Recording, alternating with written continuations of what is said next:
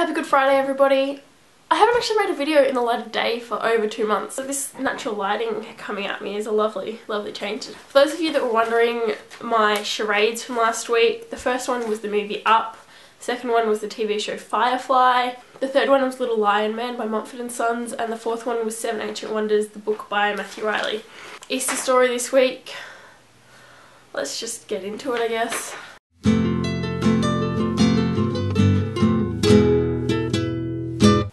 Had to be worth the risk, didn't it? Jasper stayed under the desk for another 10 minutes, just to be sure Gregory was really gone.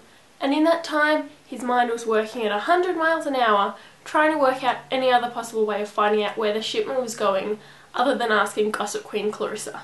Once the 10 minutes were up, he snuck out of his hiding place, grabbed the shredded contents from the shredder, and got the hell out of that freight office. Now Jasper was a bilby who loved puzzles. He thought that putting back together the freight records that Gregory had destroyed would be a much better option than getting Gossip Queen Clarissa involved.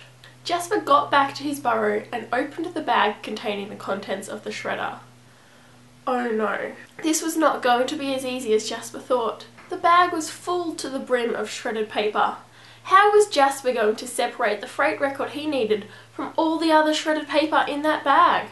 He took one last look at the mountain of paper in front of him and decided that it was no good. He was just going to have to involve Clarissa. Surely he could convince her that this was one secret that just absolutely had to be kept, at least until after they'd solved the issue of no one ever wanting to eat Eastertown chocolate again. Forgetting that it was still the middle of the night, Jasper ran over to Clarissa's burrow and, without pausing for a breath, woke Clarissa up and started talking at 1,000,000 miles an hour. Clarissa, annoyed at being woken from her long night's sleep after a very busy Easter shipment period, ignored the jumbled mess of words coming out of Jasper's mouth and told him to shut up and get out. Realising he was making no sense whatsoever, Jasper shut up for a minute, calmed and collected himself, and then said, "Clarissa, I need your help with something. Something no one else knows and that no one else can be told." Now, being such a gossip queen, Clarissa pricked her ears up at this. The chance to know something before anyone else and share something so secretive with anyone? How could she possibly pass this opportunity up? "Go on," she said to Jasper. "What's going on?"